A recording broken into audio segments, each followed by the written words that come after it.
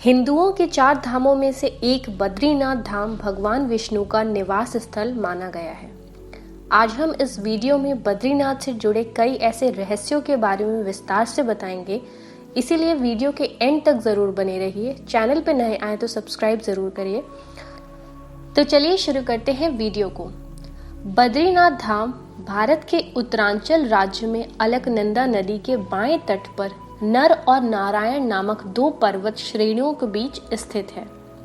बद्रीनाथ धाम को सृष्टि का 8वां बैकुंठ माना जाता है, जहां भगवान विष्णु 6 माह निद्रा में रहते हैं और 6 माह जागते हैं। यहाँ बद्रीनाथ की मूर्ति शालग्राम शिला से बनी हुई है और चतुर्भुज ध्यान मुद्रा में है। आइए जानते हैं बद्रीनाथ के निम्नलिखित रहस्यों के विषय में। सबसे पहला रहस्य कि क्यों पड़ा बद्रीनाथ का नाम बद्रीनाथ। एक बार की बात है, जब भगवान विष्णु ध्यान योग में लीन थे तो बहुत अधिक हिमपात होने लगा। भगवान विष्णु और उनका घर हिम में पूरी तरह डूबने लगा। यह देखकर माता लक्ष्मी व्याकुल हो उठी।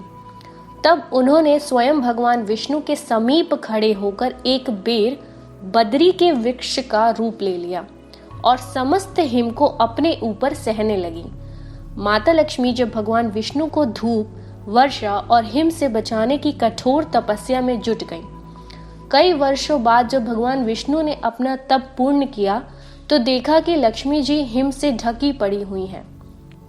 तो उन्होंने माता लक्ष्मी के तप को देखकर कहा कि हे देवी, तुमने भी मेरे ही बराबर तप किया है, सो आज से इस धाम पर मुझे तुम्हारे ही साथ पूजा जाएगा, और क्योंकि तुमने मेरी रक्षा बद्री वृक्ष के रूप में ही की है, सो आज से मुझे बद्रीनाथ के नाम से जाना जाएगा।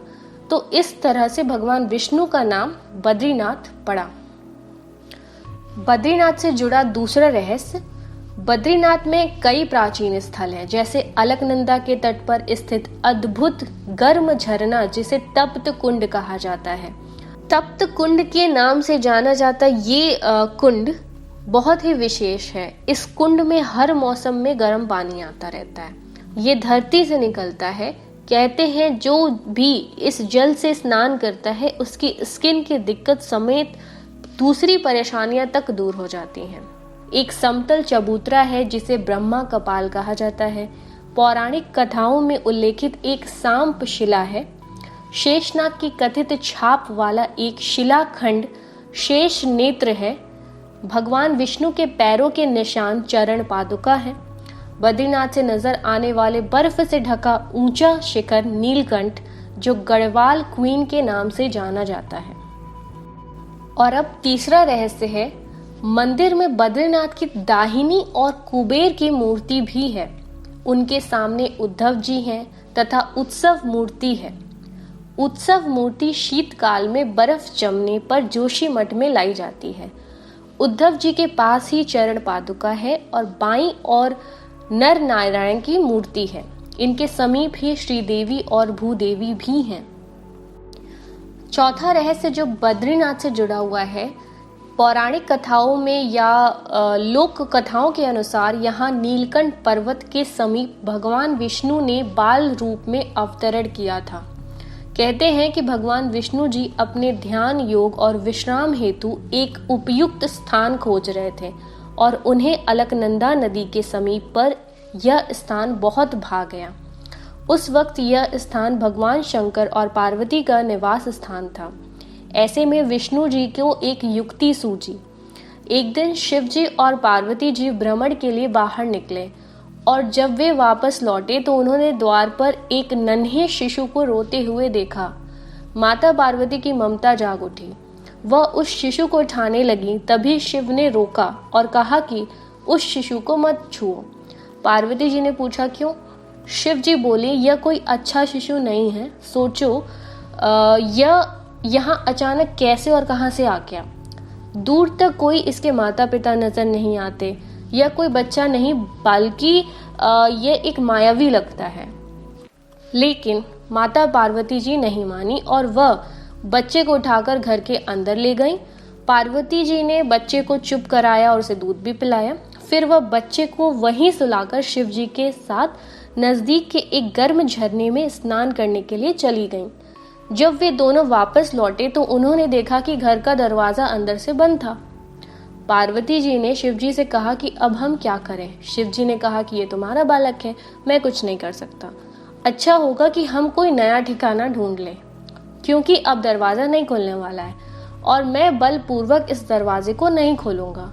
कहते हैं कि शिव जी और पार्वती जी वह स्थान छोड़कर केदारनाथ चले गए और वह बालक जो भगवान विष्णु थे वहीं जमे रह गए।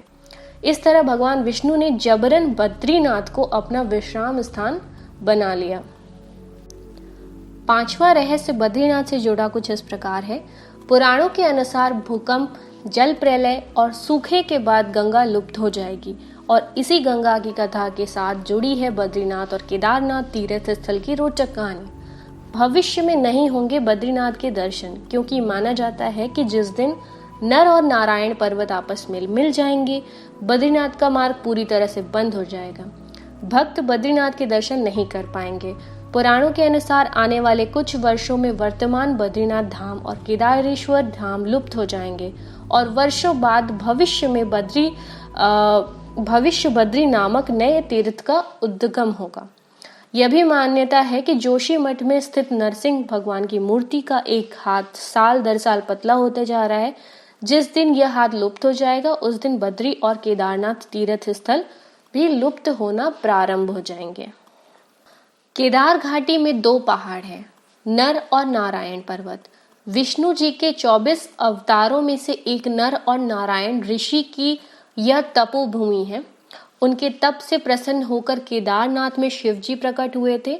दूसरी ओर बद्रीनाथ धाम में जहां भगवान विष्णु विश्राम करते हैं, कहते हैं कि सतयुग में बद्रीनाथ धाम की स्थापना नारायण ने की थी।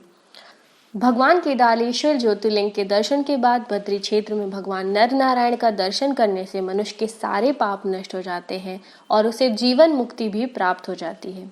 इसी आशय को शिव पुराण की कोटि रुद्र संहिता में भी व्यक्त किया गया है।